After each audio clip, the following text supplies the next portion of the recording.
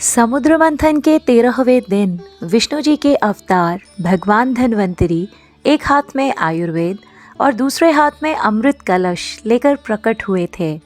उन्हें वो अमृत देवताओं और राक्षसों में बांटना था। धनतेरस के दिन बर्तन खरीदने का चलन है, जिसमें ये माना जाता है कि भगवान धन्वंतरी उन बर्तनों में हमें अमृत प्रदान करेंगे। कलश को देख सब लोग बर्तन तो खरीदने लगे, लेकिन अमृत का महत्व किसी ने नहीं जाना। आइए अमृत क्या है इसे जानते हैं। अमृत ओम रत अर्थात ओम यानी निराकार ब्रह्म को पाना, परमात्मा को जानना, परमात्मा को पाना। परमात्मा ही परम औषधि है, अमृत है। अमृत प्राप्ति के लिए साधना करनी पड़ती है और इसकी प्राप्ति के बाद मन शांत या स्थिर हो जाता है। और जब मन शांत, स्थिर या स्वस्थ रहता है तो शरीर के सभी रोग स्वतः ही मिटने लगते हैं। अब क्योंकि सब मनुष्यों के लिए ओम की साधना करना सरल नहीं, तो वो शरीर को स्वस्थ रखने के लिए क्या करें?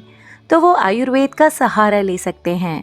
थोड़ी ओम या अमृत की साधना करें और साथ ही साथ आयुर्वेद का भी सहारा लेते रहें। आयुर्वेद के द्वारा ही त्रिदोष यानी वात, पित्त और कफ को संतुलित रखकर आरोग्य को पाया जा सकता है। यही धनतेरस का वास्तविक अर्थ है। वैसे भी धन, सोना, चांदी इत्यादि भी तभी तक सुख देते हैं जब तक शरीर स्वस्थ है। कहा भी जाता है कि पहला सुख निरोगी काया, दूसरा सुख जेब में हो माया। यदि काया अर्थात शरीर रोगी है तो आप धन कैसे कमाएंगे? और यदि पहले से ही अपार धन है तो रोगी हो जाने पर वह किसी काम का नहीं रहेगा। धन से कोई रोग नहीं मिटता है। ये बात कोरोना के बाद तो हम अच्छे से जान ही चुके हैं।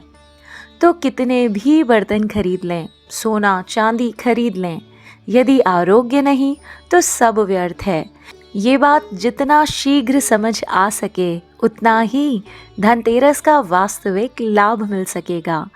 धनतेरस पर बर्तन ले आइए, कोई परेशानी नहीं। पर यदि धन्वंतरी द्वारा दिए गए अमृत यानी आयुर्वेद और ओम को नहीं समझा, नहीं अपनाया, तो धनतेरस मनाने का क्या लाभ? चलिए इस बार वास्तविक धनतेरस मनाते हैं। आयुर्वेद के जनक धन्वंतरी जी के जन्मोत्सव पर विष्णु जी की आज्ञा मान बर्तन नहीं बल्कि फोटो में दिए गए ये 2 आयुर्वेदिक ग्रंथ घर लेकर आते हैं। वह आयुर्वेद सिद्धांत सीखकर आयुर्वेद को अपनाने का प्रण लेते हैं। हमें अक्सर समझ नहीं आता कि कौन सा आयुर्वेदिक ग्रंथ खरीदें, तो इसलिए हमने ये 2 पुस्तकें बताई हैं, क्योंकि ये अत्यंत सरल भाषा में सीखने योग्य पुस्तकें हैं। आप चाहें तो कोई और आयुर्वेद की पुस्तक भी लाकर सीख सकते हैं।